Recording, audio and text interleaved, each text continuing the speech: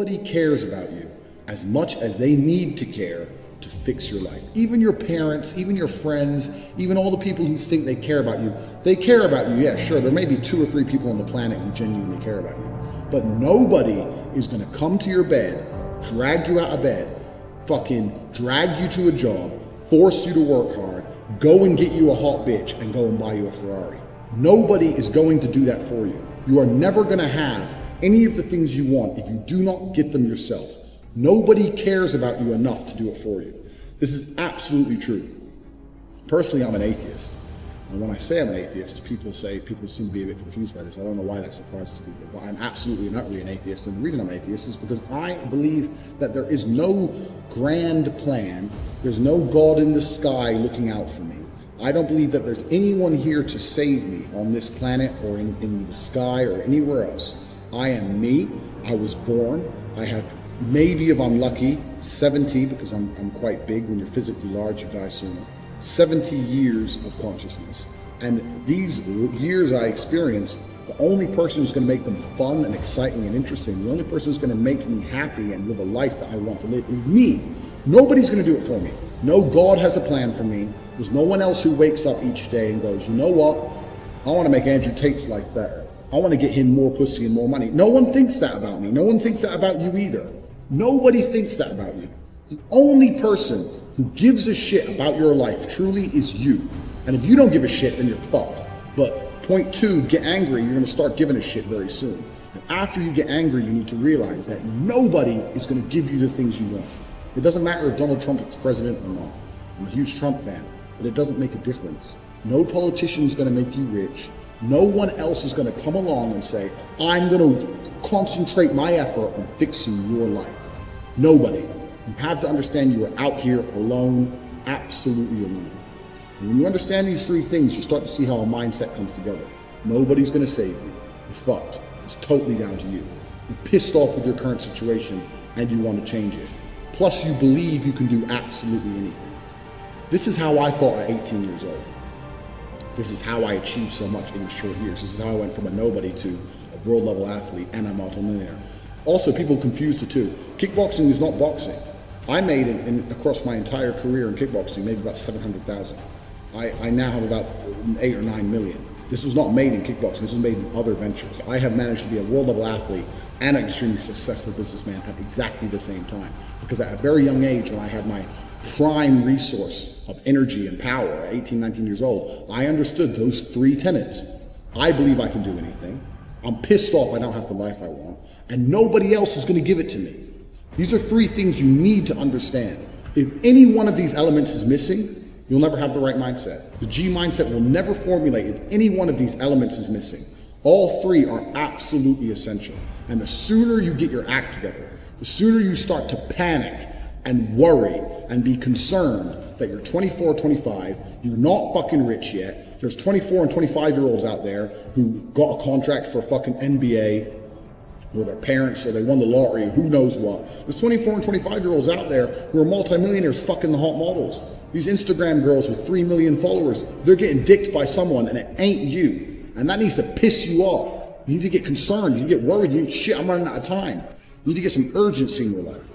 Put these 3 things together is absolutely essential. It's the beginning of the G mindset. When you have these 3 things totally done, I'll tell you what happens.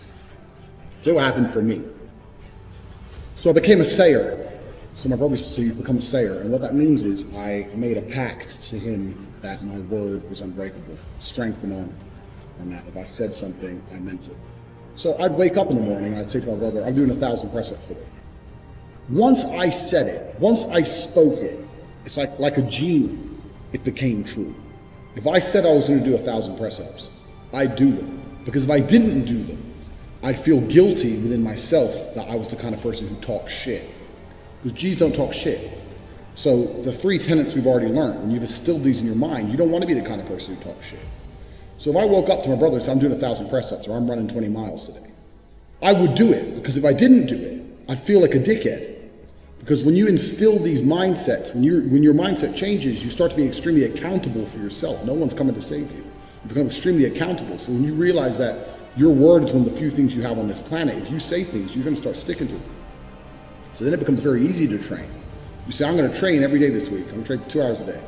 As soon as you said it, it's basically done. If I say something, it's basically done. It's set in stone. If I say something, I'm going to do it. There's no way I'm going to say some words and speak them into existence on this planet.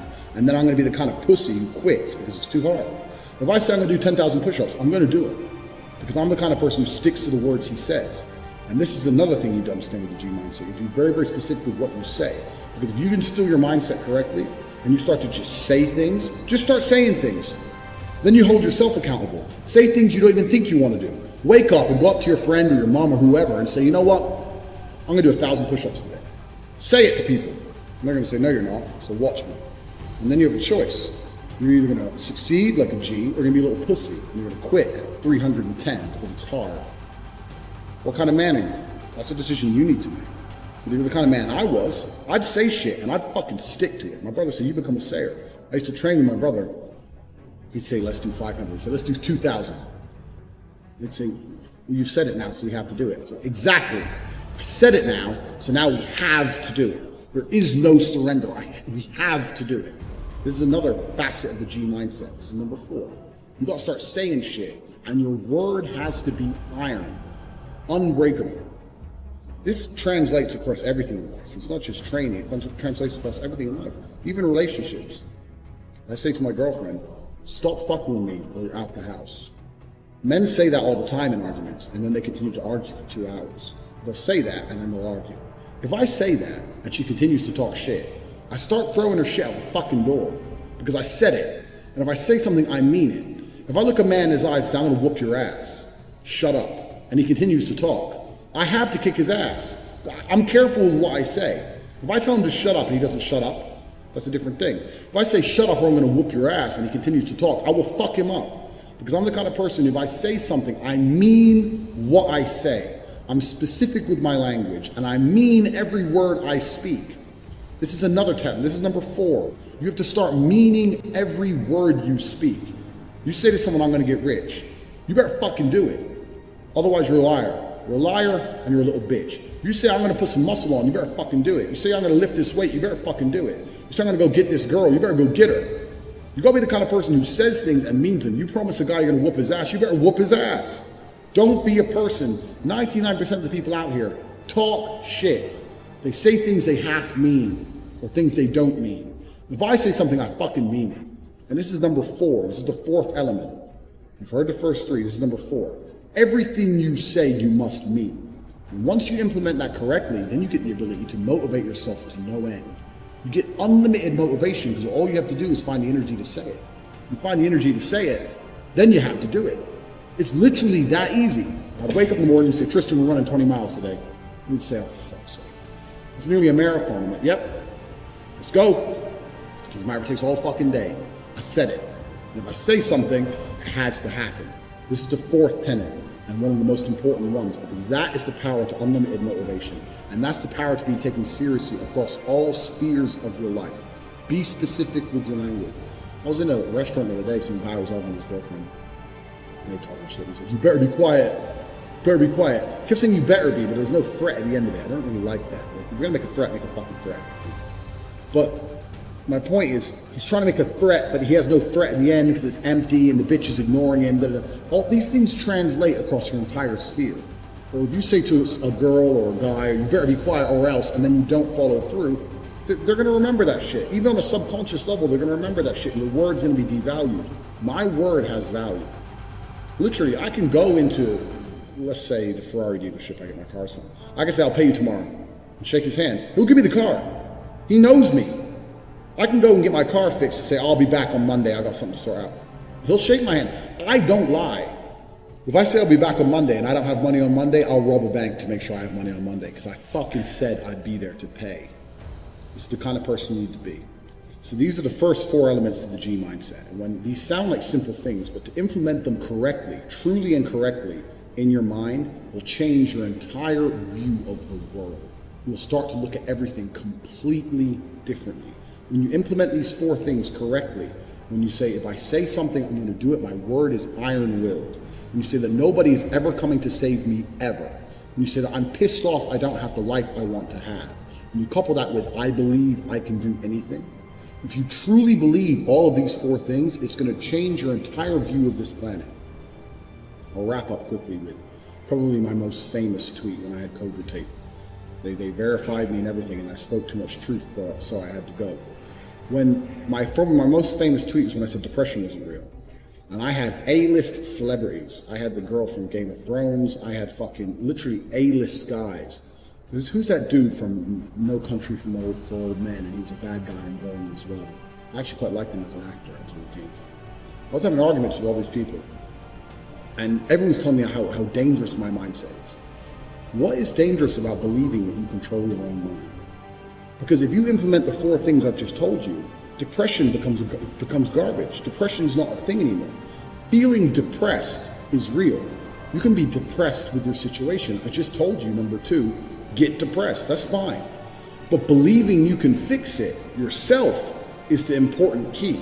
Sitting there believing that depression is some monster from the sky that strikes your brain and now you have no control over it and you must take pills every day is the absolute enemy to a G mindset. I don't give a fuck how depressing my situation. The only person who can change it is me. The only person who can change how I feel about my situation or try and affect the situation directly is me. Even if you put me in a situation I can't change, if you put me in jail and I'm depressed because I'm in jail, I still refuse to succumb to depression. I refuse to collapse mentally and give up. I know the only person who can control my mind is me. Nobody's coming to save me. No doctor with a pill is coming to save me. Depression isn't real. Depression is a state of mind designed to motivate you to find a life that doesn't depress you any further.